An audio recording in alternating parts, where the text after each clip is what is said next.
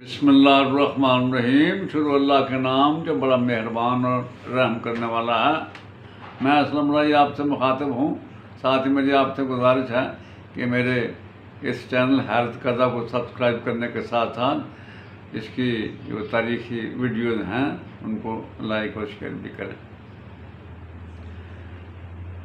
सुल्तान मोहम्मद सानी फातेह कस्तंतुनिया जब 1481 में फौत हुए तो उनके बाद उनका बेटा बायज़ीद दूम तख्त नशीन हुआ था। लेकिन ये एक नाअहल हुक्मरान था, ना इसमें अपने बाप जैसी हिम्मत थी, ना ये अपना मुहिमजू था, ना ये किसी जंग में हिस्सा लेने के काबिल था। इंतज़ामिया ममूर में भी ये बिल्कुल कोरा था। इसने 1481 से 1512 तक हुकूमत ज़रूर की, लेकिन इसके दौर में जो है वो तुर्की ममलकत की जो है रुसवाई भी हुई कि मिस्र के ममलूक भी अक्सर व बेशतर इन पर हमलावर होते रहे और इसके लिए अपने इलाकों का जो दफा करना मुश्किल हो गया। लिहाजा ये बायज़ीद दूम अपने बेटे सुल्तान सलीम के हक़ में दस्तबरदार हो। चुनांचे सुल्तान सलीम 1512 से 1520 तक तुर्की का हुक्मरान रहा। ये एक इंतहाई मुहिमजू और इंतहाई शेर और बहादुर हुक्मरान था। इसके साथ साथ ये शेर व अदब का भी दिलदादा था, कमाल का शायर था। इसकी फ़ारसी की गज़लों का एक मजबूआ भी जो है वो कहा जाता है, जो इसने गज़लें वगैरह लिखी। इसके अलावा ये जंग का वसी तजर्बा रखता था। इसने एक नए काम की इब्तिदा की। इससे पहले जो तुर्की को हुक्मरान थे वो मगरब और शुमाल के इलाकों में यूरोप के अंदर मुहिमजोई करते रहे और अपनी सल्तनत को वसअत देते रहे। इसने उल्टा जो है वो सिमत जो है वो इख्तियार की। इसने मशरक़ और जनूब का रुख करने का फैसला किया। चूँकि ईरान की सल्तनत काफ़ी फैल गई थी, ईरान की सरहदें उस्मानी इलाकों से मिलने लगी थी। हुआ यूँ कि जब अलाकू खान ने ईरान पर कब्ज़ा करने के बाद, मरागा को अपना मरकज़ी शहर बनाने के बाद अपनी यहाँ हुकूमत कायम कर ली और इसकी हुकूमत, जिसको अल खानी कहते हैं, तकरीबन 150 वर्ष तक ईरान पे रही।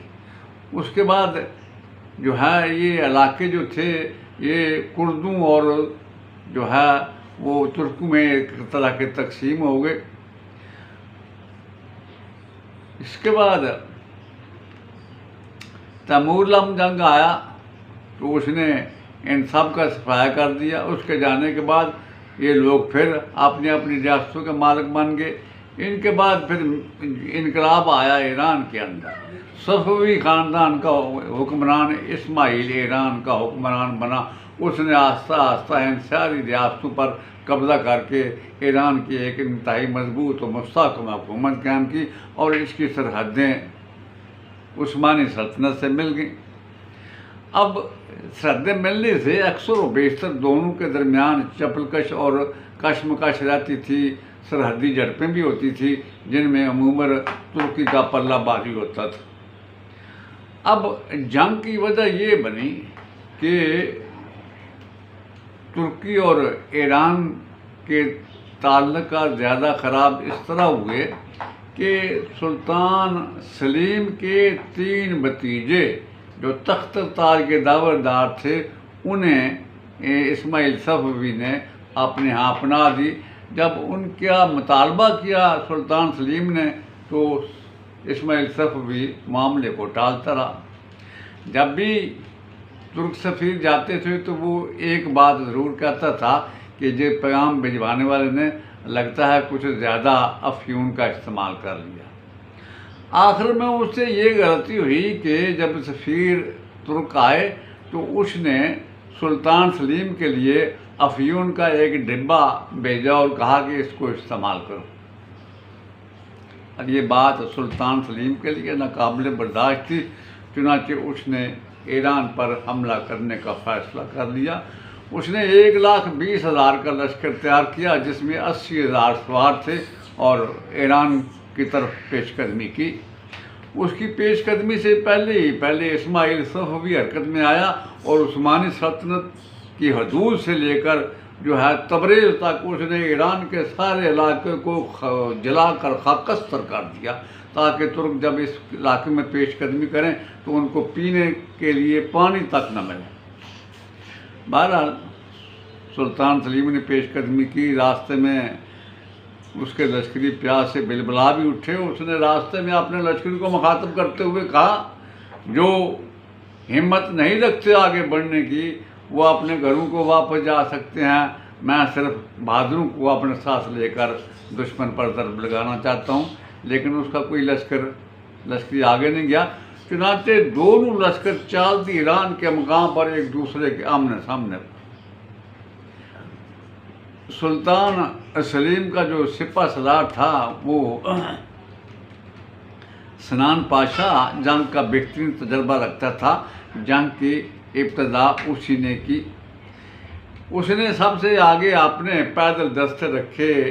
ईरानी बड़े खुश हुए, बड़े जोश जज्बा से उन्होंने हमले किए, और इस हमले के थोड़ी देर बाद तुर्कों के वो पैदल दस्ते एक सोची समझी स्कीम के तहत पीछे हटना शुरू हुए। पीछे हटते वो ईरानी लश्कर को अपनी उन तोपों के पास ले गए जो उनके पीछे नस्ब थी, और यूँ ही पीछे हटे तोपों के दहाने जो है वो खुल गए और उन्होंने आग बरसाना शुरू कर दी। ईरानी लश्कर का बड़ा नुकसान हुआ।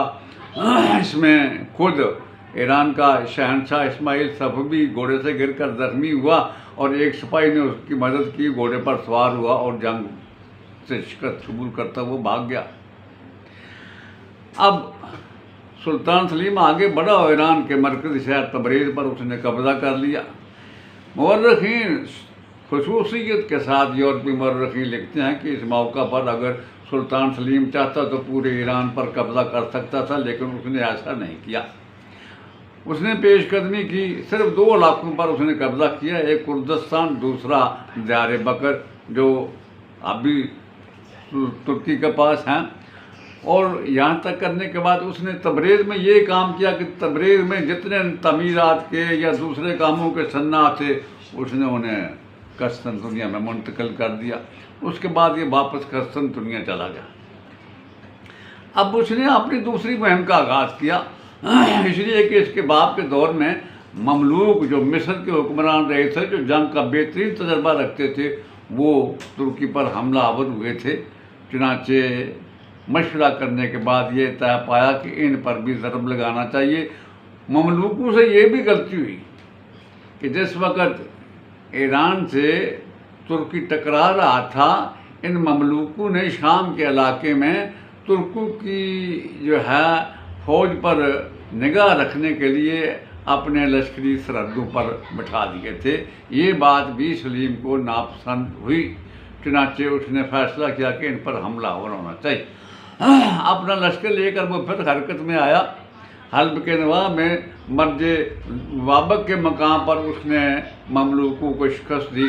उस वक्त ममलूकों का जो बादशाह था वो कांसवा अल-गौरी था, जो इस जंग के दौरान मारा गया। उसका जो जानशीन था वो तुमान था। तुमान अब अपने लश्कर को लेकर जनूब की तरफ हट गया, लेकिन सुल्तान सलीम पीछे था। गजा के मकाम पर ममलूक और सुल्तान सलीम एक बार फिर आपस में टकराए, और सुल्तान सलीम ने यहाँ भी ममलूकों को शिकस्त दी। हालांकि ममलूक जंग का बेहतरीन तजर्बा रखते थे, बड़े बाहिम्मत थे। ये वही लोग थे जिन्होंने हलाकू को शिकस्त दी। ये वही लोग थे जिन्होंने फ्रांस के बादशाह लोई नहम को जंग के दौरान गिरफ्तार किया। बहरहाल गजा में भी इन्हें शिकस्त हुई। फिर सुल्तान सलीम अपने लश्कर के साथ मिस्र में दाखिल। मिस्र में रिजवानिया के मकाम पर फिर एक खौफनाक जंग हुई।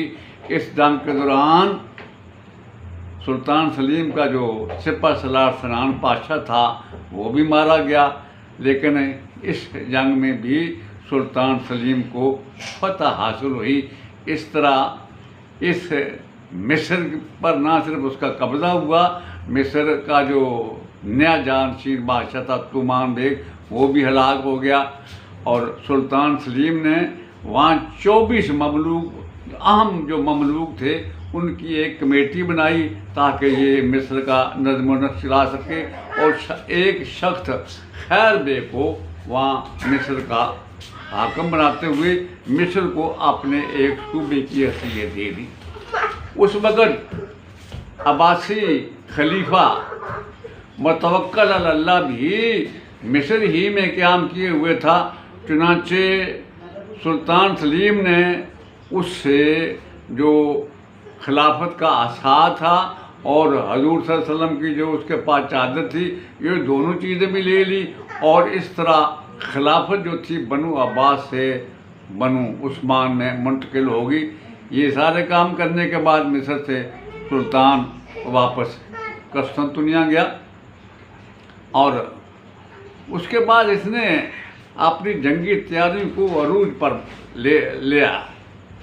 किसी के समझ में नहीं आया था उस वक़्त कि अब सुल्तान का क्या इरादा है और इस जोश और जज्बे के साथ अपनी जंगी तैयारी क्यों या अपनी जंगी तैयारी में लगा हुआ है। लेकिन इसी दौरान सुल्तान जो है वो वफ़ात पा गया और बाद में पता चला कि ये जो जंगी तैयारियां थी सुल्तान की, वो जज़ीरा रोडस पर हमलावर होना चाहता था। बहरहाल सुल्तान सलीम फौत हुआ और उसके बाद उसका बेटा सुलेमान आली शान तुर्की के तख्त और ताज का मालिक हुआ। यहाँ सुल्तान सलीम के जो हालात वो ख़त्म हुए। अगली वीडियो में इंशाअल्लाह आपके सामने तफसील के साथ सुल्तान सुलेमान आली शान के जो है वो हालात बयान किए जाएंगे। जाते जाते फिर मैं आपसे गुजारिश करता हूँ कि मेरे इस YouTube चैनल अर्थ कथा को सब्सक्राइब करने के साथ साथ इसकी जो तारीखी वीडियोज़ हैं उनको लाइक और शेयर भी करें। अल्लाह आपका हामी और नासर हो। अस्सलाम वालेकुम।